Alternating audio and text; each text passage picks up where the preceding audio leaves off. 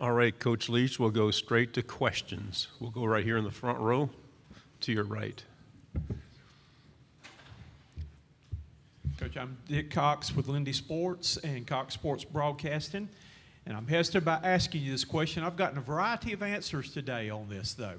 Even Coach Saban shared his deepest thing, too. What is the most important thing you would want people to know about you? Coach Saban wanted us to know that he was a good sweeper and he did his housework for his wife and checked off the list, but what would be the most important thing that you would want people to know about you? Wow. Shoot, there's some days I just assume they don't know anything, you know.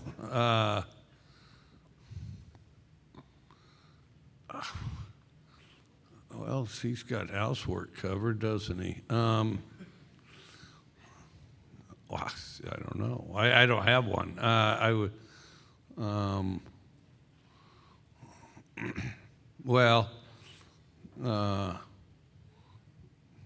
I guess curious about a lot of things, and then try to learn as much as you can in the process of that, you know. But you're not going to learn much unless you're curious. And then, and I say it some. I always try to remind myself it's what you learn after you know everything that counts, you know. So just constantly try to learn and improve. We'll go to your left in the back row, Coach. Coach, good afternoon. Jacob Goins from ESPN 106.7 in Auburn. Who are a couple players on your roster on both sides of the football that you're looking to take that next step this season? Well, I think I want them all to. You know, I want them all to, and teams often kind of get incrementally better. I think that, I don't really have an individual or anything. I mean, I don't have. I think we got to get better at receivers. I think we got to get better in the secondary. So I'd like those two position groups to take a significant step, and that'll, you know, involve the individuals that are playing those positions. And then also, we clearly need to get better at O-line, quarterback, running backs, D-line, and linebacker too. But not by the margin those other two, perhaps. Coach, to your right, fourth row. Tyler Shaw with KBTX and College Station. You've called Kyle Field kind of the Carnegie Hall of college football before. For you, how was it to, you know, get the win in College Station last year, and how much are you looking forward to playing the Aggies in Starkville this year? Well, it's I mean, Kyle Field's just a tremendous place to play. Beating a quality team like the Aggies, you know, is tough under the best of circumstances, and you know, I mean, it's a significant accomplishment, and I'm proud of our guys for being able to do that. And then, of course, you know, I'm kind of used to playing them every year. If you go back to Texas Tech, so you know, it's just have to get back in the swing of it, and look forward to seeing them in Starkville. Coach, to your left, front row. Hey, Coach, Jacques Duce, WAFB TV in Baton Rouge. Your players say that you were talking about a grizzly bear a lot on the way to SEC Media Days today. Can you share with us what that was about? Well, where I grew up in Cody, Wyoming, and I went there over 4th of July because I was in the parade there, and then and that's in northwest Wyoming. You know, it's kind of the east entrance of Yellowstone. And now I haven't checked it since, but about 2 weeks, for a week there, and it's been about 2 weeks, we had 2 people got gored by buffalo and 1 mauled by a grizzly bear. And the two people that got injured by the 2 buffalo ended up in Park County Hospital, which is in Cody. And then the guy that got mauled by the grizzly, they hauled him to Billings. Hopefully they're all doing okay. But that was all in 1 week. You know, I'm flying in, checking on, hey, what's been happening around here? That's all in 1 week. So it's been 2 weeks, so hopefully everybody went unscathed, you know. But don't go pet buffaloes. On the left, Coach, fourth row. Jamal Kennedy, WSFA 12 Sports in Montgomery, right here, Coach. Colin Duncan played really well for you in your secondary last year. What do you like about his game, and what do you hope he improves going into this year? He's a good worker. He's a really good worker, and I think he gets better and better. And then he's starting to get kind of a presence to him out there. In other words, where it's automatic rather than having to think about it as much. But no, I think he's a good player, and I think that he's kind of an example of what we're trying to evolve a number of them to. On your left, Coach, third row. Brandon Adams from Dog Nation. You had a close battle with Georgia in 2020, and now you get a chance to host them this November. Do you have any early thoughts on facing UGA here this year? No. I mean, we just have to improve as a team. We just got to keep, get as good as we can, and then you go out there and play. So yeah. I mean, they're a good team, but and I know last year was their year, but they're in a line of good teams that we're going to play this year. On your right, third row. Hey, Coach. Colin Wilson with the Action Network. I mentioned to Lane Kiffin that the FBS record for fourth down attempts was 46 and that he broke it last year with 49. Mississippi State went from 22 to 16 last year. So what is the rule of thinking on fourth downs? Is it trust the defense? Is it analytics, field position? Just want to know your thoughts on fourth downs. Kind of all the above. In hindsight, I thought we should have gone for it on fourth down more. And it kind of depends where you're. I mean, there's a lot of things go into it. Where you at on the field? How's your defense playing? Do you have a beat on what they're going to do? Do you, your various players and matchups at that position? And then, what do you think your odds are? Shorter's not always better. Sometimes medium's better. There was a particular team back at Washington State where, I was more inclined to do it on third and long than, because you knew they were going to do some ridiculously deep shell coverage thing, and you could just throw it. All you had to do was play catch. So, yeah, it varies. Probably ought to be a little more aggressive with it. And, as historically, we were going for it on fourth before other folks but we didn't do a lot of it last year. To your left, Coach, back row. Dan Peck, ESPN 106.7 in Auburn. A couple of your players mentioned the significance of the come-from-behind win at Jordan-Hare Stadium last year, and even pointed out how confident the coaches remained throughout that game, even after Auburn jumped out to the big early lead. Your memories of that game and how your coaching staff stayed so confident even as Auburn amassed a big lead early. We moved the ball really well. I don't remember all the details, but there wasn't a point where we felt like we weren't moving the ball well, despite the fact we didn't have hardly any points.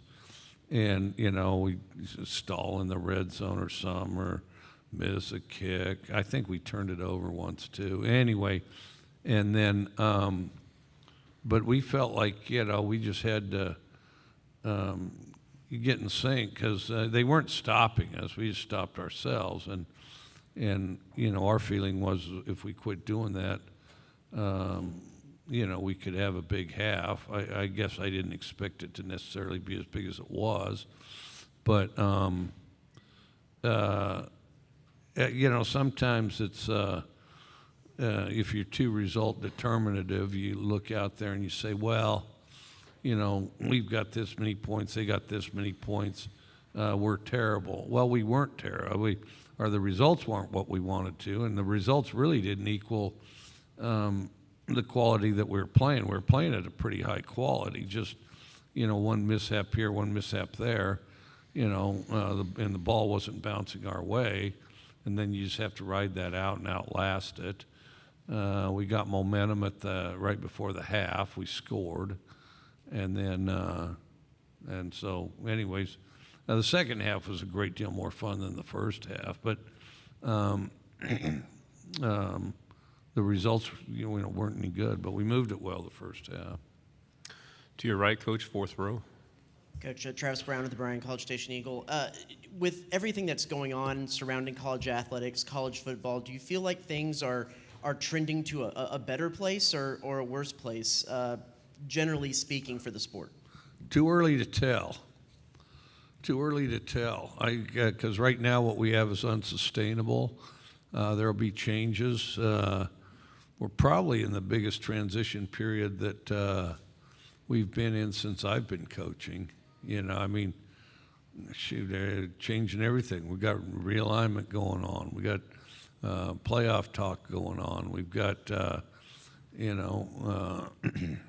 unmitigated free agency and bidding wars. Exactly what the basketball guys and everybody else said not to get into. Well, we're in the middle of bidding wars. We coach the athletes that have more privileges than any other professional sport, probably in the history of the world. And then, but something will change. I don't know what it'll be.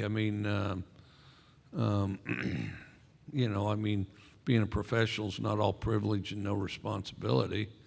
And I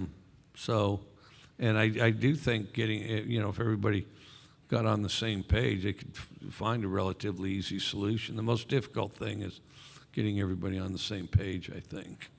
To your left on the front row. Coach David Edelstein from WJTV, CBS in Jackson, Mississippi. Wondering from your years at Mississippi State, what's maybe the biggest lesson that you've learned as a coach that will help you out and being even better in your role this coming season? Just keep trying to improve, just keep improving. The quickest way to, to improve the teams, improve yourself. So, try to focus and constantly refine what you're teaching and what you're looking at. And then, so then your players can be more focused, detailed, and directed. To your right, third row. Coach Justin Woodard, KX TV and College Station. What's the biggest growth you've seen in Will Rogers? Obviously, 39 touchdowns, 36 touchdowns last year. Just his growth and what do you expect from him in 2022? Well, he's the type of quarterback I've always liked coaching and what you shoot for, a guy that doesn't have any glaring weaknesses, but, then you want him to just get incrementally better, and which he's done that, and he needs to continue to do that. And then his job's easier as we improve the other phases of the offense, the backs, the line, the receivers, and then they need to, through practice and repetitions, become familiar with what each other are doing. And then,